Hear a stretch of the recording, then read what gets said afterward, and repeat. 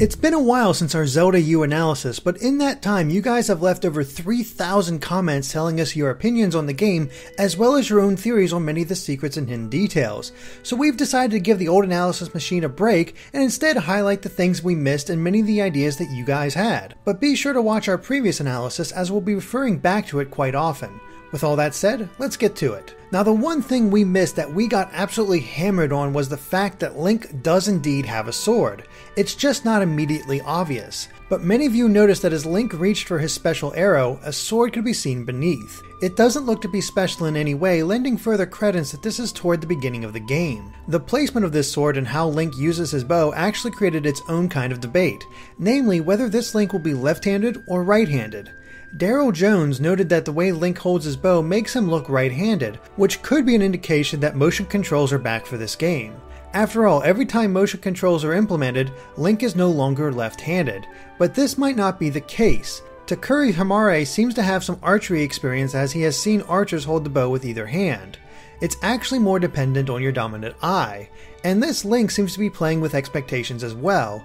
This is the first time that a 3D Link has held the bow with his left hand and released the arrow with his right. That is, except for the Wii version of Twilight Princess where the entire game was mirrored. Though when Skyward Sword was made from the ground up with motion controls in mind, his bow stance returned to normal. Either way, Voice Bros and many others think this is our first look at the game's hero's bow. Then there's Shu Ryusai, who tried to solve the riddle of Link's dominant hand by looking at the placement of the belt around his chest and the arm guard on his right hand.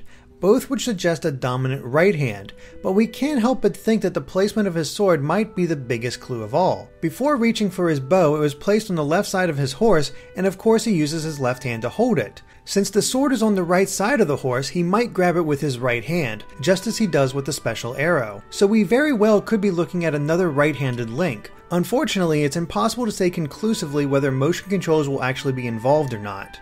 And speaking of Link's horse, FMA64 was among the people pointing out that it might not be Epona. In all of her appearances, she's had a reddish or brown coat with a white mane.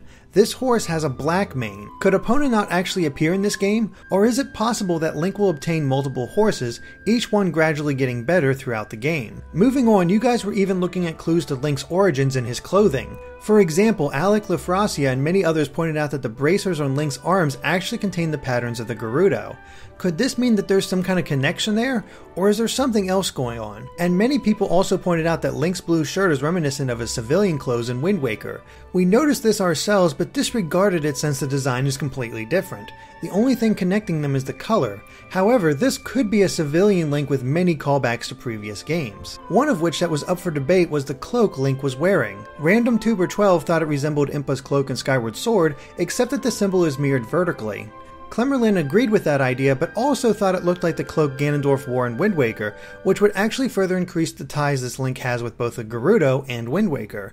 But Bloody B. O'Sullivan has a completely different idea. He thinks that it resembles the cloak Midna wore when she was restored to her true form. It says a lot about the series that one cloak could contain so many possible references. Beyond Link himself, there were several theories and observations about the monster that Link fights in this trailer. True Koala Knight thinks that the monster is some kind of variation on the Beamos, except much more powerful. He also believes that it's been lying dormant for some time, as he notes that it's grass growing on top of him, not moss. And the legs may indeed be its weak point, as Crown Clown and many others highlighted the fact that one of its legs are missing. Finally, Timeless Gamer believes that this monster may work like the monsters in Ocarina of Time's Hyrule Field. Even there, they rested in the ground until something nearby approached. But this monster seems to have gone out of its way to attack the village, so maybe those types of monsters rove the land more than before. There are also a few common comments on Hyrule itself. For one, Super Creator's channel points out that there's a cave entrance near the unique tree in the village. He wonders if it could be something like the caves in Faron Woods, or maybe even a dungeon.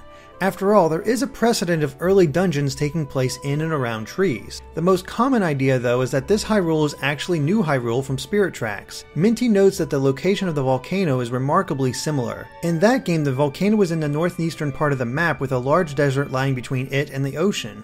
While the ocean can't be seen, it does have the volcano and desert near each other, something that other Hyrules don't have. And while there are many more theories and ideas, these were the most common. Of course, there could always be more to Zelda U, so if we still missed anything, let us know in the comments. If you like this video, be sure to like us on Facebook or follow us on Twitter at GameXplain to keep up with everything we do.